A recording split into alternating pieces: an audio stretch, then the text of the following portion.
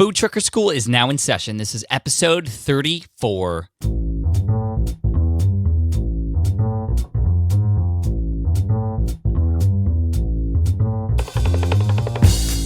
What's up, food truckers? Pat Flynn here, your host, and we are here to serve you. Whether you are just starting out in the food truck business or you are a veteran who's been on the streets for a while, this is the show for you.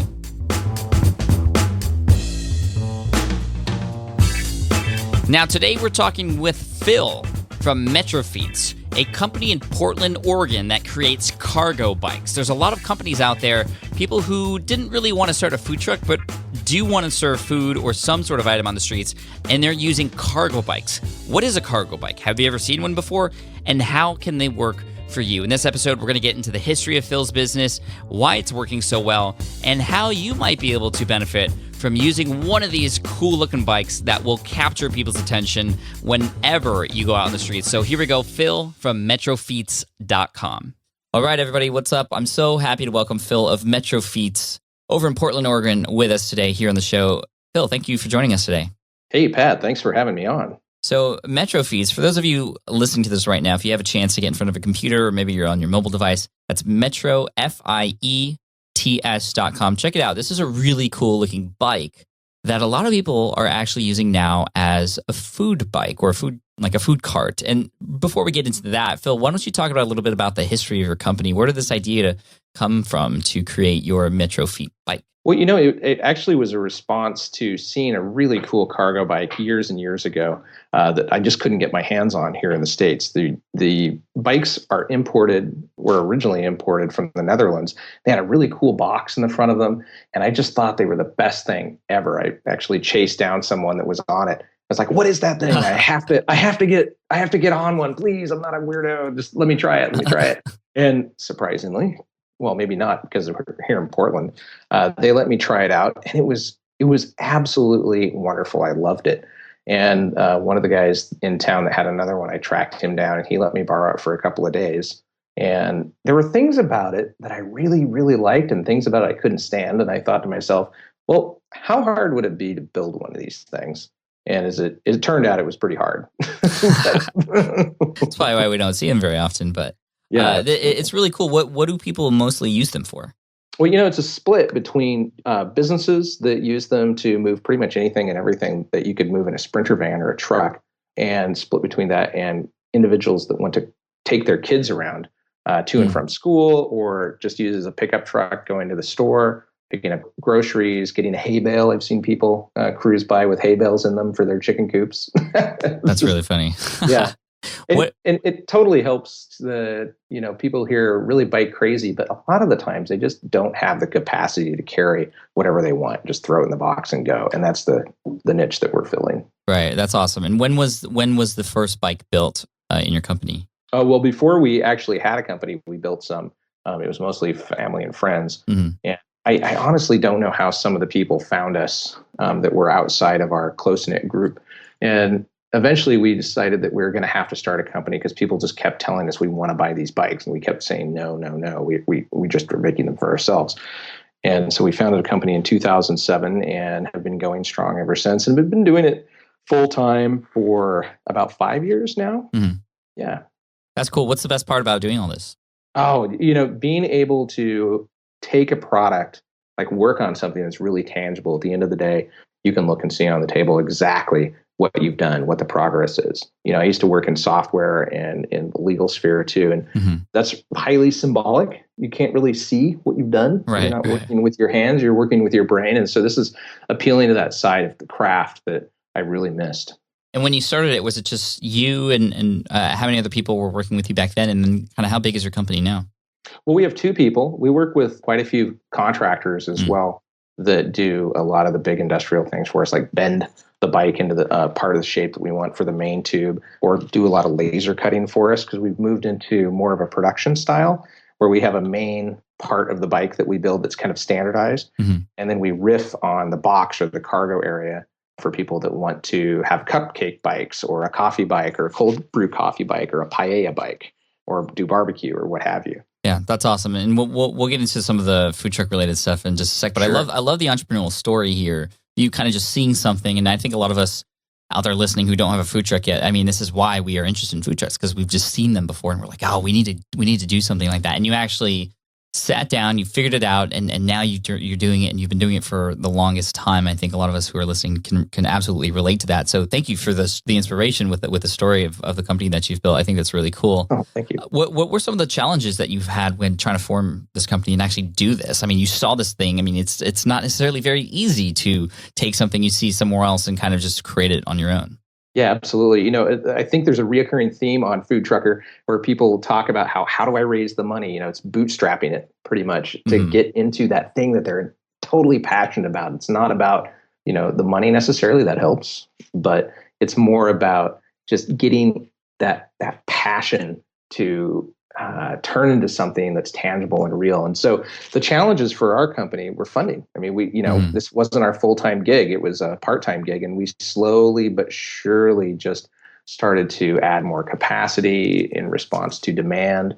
And we self-funded it the whole way up to about probably a year and a half ago, where we decided that we were going to bring in some debt financing just to, get the company going a little bit faster. And that's worked out really well. We're extremely lucky and succeeding in spite of ourselves, really. That's really cool. In terms of the financing, I know this is something that a lot of food truck owners deal with because they cannot afford their own food truck and things like that, which actually might be a great reason to try and check out one of these cargo bikes. But anyway, what made that successful for you? Because I know a lot of people who have invested money and it just didn't work out. What made you know that it was going to work out? We didn't. Absolutely, we didn't. We just were building them, for people that were really passionate about what they wanted to do. Some of our earlier clients, Hopworks Urban Brewery, the guy Christian Ettinger, he's the owner brewer there, and he just totally got the idea of having 2 kegs on a bike with a rack in the back that could hold 4 pizzas and a stereo system. And he just knew that the minute that thing got out there, no matter what he paid for it, it would just be all over the media. And he, it would pay for itself. And he was absolutely right. I had no idea it was going to be as successful as it was. And so that part, just that little kernel of success just kept building on it. Pretty soon we had, new shows coming in, tons of articles and magazines and newspapers. It was a bit overwhelming, honestly. But we were so happy that it was happening. We were pinching ourselves the whole way. Yeah, that's so cool. I love this story. How much does one of these cargo bikes cost? Again, check it out, Metrofiets.com. That's Metrofiets.com. You can check them out. And I see a space for custom bikes. I'm assuming there's a price range depending on what you want done. Yeah, absolutely. For like a standard bike where you're to use it, you would use it to, transfer stuff back and forth to the market. Those start around $37.95. Okay. So basically $3,800. And I think the most expensive one we've ever built was around $12,000. And that had a lot of bells and whistles on it that most people don't need. That included electric assist, solar power, huge CO2 and draft equipment tanks, a lot of custom metal fabrication, inlaid wood. I mean, mother of pearl. Yeah, right. It's like that, cool. That kind of stuff. It adds up. Yeah, that's pretty awesome. So I mean, $4,000 at a minimum. I mean, that sounds like a lot, but when you consider that a food truck might cost anywhere between $50,000 at the low end to brand new up to $300,000, maybe even $400,000. I mean, I could see why a lot of people who are in the food space now are looking to solutions like this to help them serve their food and make people happy with what they do. You had mentioned a few examples of certain food truck food truck like situations with your bike. Can you go into some detail with some of them and how maybe that relationship started and what you've built for them? Yeah, I don't really go out and search out people to see if they want one of our bikes. They usually come to us, and quite honestly, our customers have the best ideas for bikes that I don't even think I could dream up half of them. Like the cupcake bike seems pretty obvious, but at the time when they called me up and said, "Hey, we want to build a cupcake bike," I thought to myself, "Well, that's a little crazy, but hey, let's figure it out. Let's have a conversation and see what we can do about it." And the key for their success, I think, is that they don't make anything on the bike. It's all prepared in a kitchen, so they can get around a lot of those probably barriers and extra permits that it would take on a food truck. Sure. And they can fit a ton of product into the bike. So they're able to get out there and have a really huge footprint with a very small footprint, if that makes sense. Right. Or a huge impact with a very small They don't have to keep footprint. coming back to sort of refill. They can have a large amount of product on there.